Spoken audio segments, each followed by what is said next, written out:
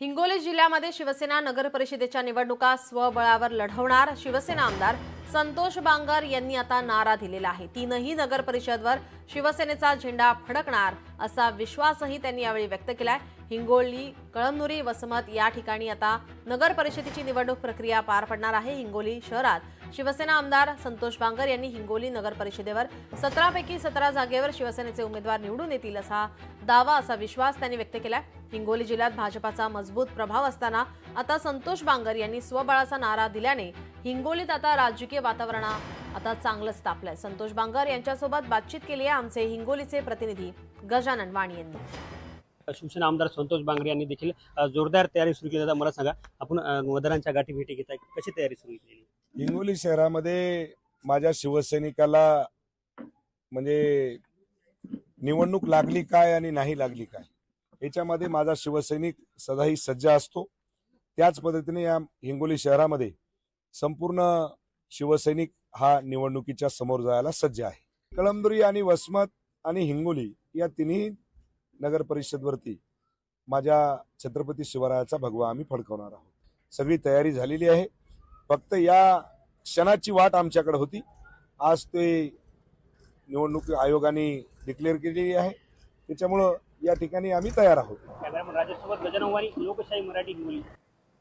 भाजपकडे नगरपंचायतींच्या थेट नगराध्यक्षांची नावे तयार आहेत। भाजप निरीक्षकांनी तीन नावं वरिष्ठांकडे पाठवले। प्रत्येक नगरपालिकेसाठी लिफाफ्यामध्ये बंद करून प्रदेशाध्यक्ष रवींद्र चव्हाण यांना नावे दिल्याची माहिती आता समोर येते। निवडणुकीच्या घोषणेआधीच मात्र भाजपकडून तयारीला वेग आलेला पाहायला मिळतोय।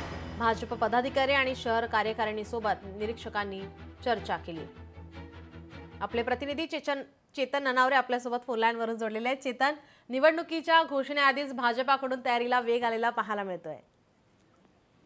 निश्चितच नीलम, कारण निवडणुकीच्या घोषणेआधी भाजपने आता शनिवार, रविवार आणि सोमवारी प्रत्येक नगरपालिकेच्या शहरामध्ये पक्षाचे जे आमदार आहेत, जिल्हाध्यक्ष आणि पदाधिकारी आहेत यांच्याशी बातचीत केलेली होती। जे निरीक्षक होते त्यांनी प्रत्येक शहरातील जी 61 जणांची कार्यकारिणी आहे, मग त्यामध्ये वेगवेगळे सेल आहेत, यांच्याशी चर्चा केलेली होती।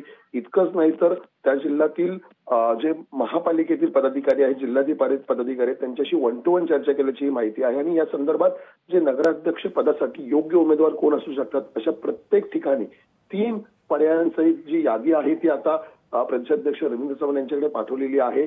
इतकंच नाही तर फक्त भाजपने स्वबळावर त्या ठिकाणी लढलं तर काय निकाल येऊ शकतो आणि शिंदे गट असेल किंवा अजित पवार गट असेल यांच्यासोबत युती केल्यावरती काय निकाल असू शकतो या संदर्भात ही माहिती निरीक्षकांनी आता प्रदेशाध्यक्षाकडे पाठवलेली आहे। त्यामुळे येत्या दिवसामध्ये आता भाजपकडून कुठल्या ठिकाणी स्वबळावर लढायचं आणि कुठल्या ठिकाणी युती करायची आहे या संदर्भातील अंतिम निर्णय आहे तो मुख्यमंत्री देवेंद्र फडणवीस यांच्याशी चर्चा करून रवींद्र चव्हाण घोषित करू शकतात।